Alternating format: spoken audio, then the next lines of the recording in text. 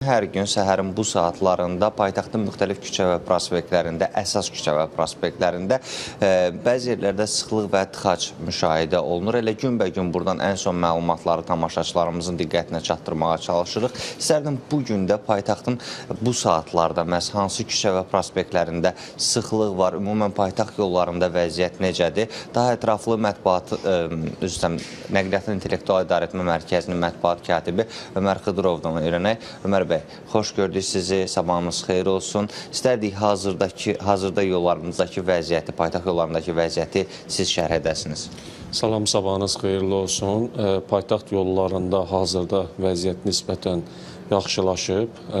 Səhər saatlarında 11-12 küçə və prospektdə sıxlıq müşahidə edilsə, indi təxminən 4-5 küçə və prospektdə bu sıxlıq qalıb və müşahidələrimiz onu deməyə əsas verir ki, daha çox mərkəz istiqamətində olan yollardadır və eyni qaydada da şəhərə giriş hissədə olan yollarda bu sıxlıq var. Məsələn, Azneft dairəsi, Neftçilər prospekti mərkəz istiqamətində, ümumiyyətlə daha doğrusu prospekt Yusif Səfərov 8 noyabr prospekti istiqamətində hazırda avtomobillərin rahat hərəkətini müşahidə edirik. Ancaq təxminən yarım saat əvvəl burada prospektin özündə sıxlıq var idi. Üzeyir Hacıbəyli mərkəz istiqamətində də göründüyü kimi intensiv hərəkət var və burada da sıxlıq müşahidə edirik. Mərkəzi Bankın qarşısındakı yolda vəziyyət yaxşıdır. Bakıxanov küçəsi və Füzuli küçələri istiqamətində avtomobillər rahat şəkildə yollarına davam edirlər. Ancaq Yusif Səfərov küçəsinə biz gəldikdə, Yusif Səfərov küçəsini əvvəlki dəqiqələrlə müqayisə etsək, burada hərəkət sürəti artmağa başlayıb. Amma buna baxmayaraq hələ də sıxlıq qalmaqdadır.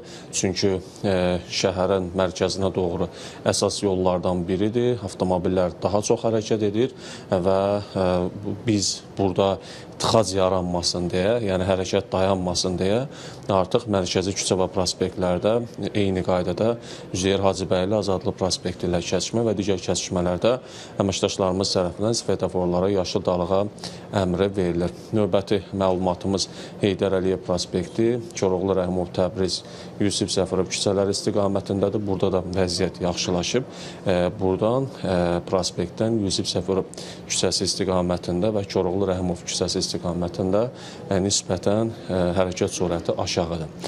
Digər yollarla müqayisə elədikdə növbəti məlumatımız Tbilisi prospekti ilə bağlıdır. Tbilisi prospektində də eyni qaydada vəziyyət yaxşılaşıb.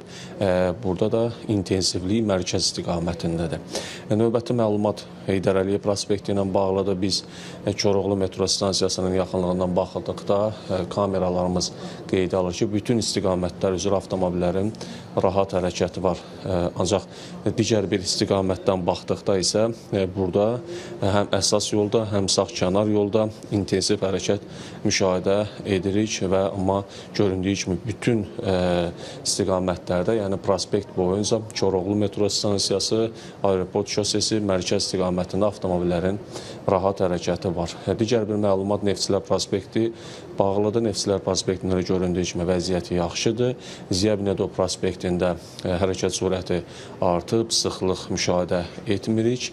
8 noyabr prospektində adətən bu saatlarda, bu dəqiqələrdə Nargilə dairəsindən Süleyman Əhmədov küçəsi ilə kəsişmə, yəni mərkəz istiqamətində biz sıxlıq müşahidə etsək də, hazırda hər iki istiqamət üzrə avtomobillərin rahat hərəkəti var. Sonuncu məlumat Bakı-Sumqayıt şosesi ilə bağlıdır.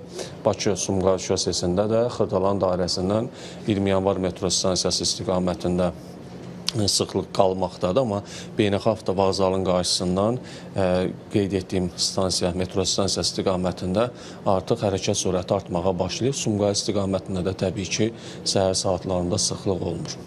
Əslində qeyd edim ki, xüsusilə Bakı-Sumqayıt yolunda bu saatlarda daha çətin vəziyyət olurdu, mürəkkəb vəziyyət olurdu, amma bugünə baxdıqda görürük ki, sıxlıq var, ancaq avtomobillər aşağı sürətlə də olsa rahat hərəkət edə bilirlər.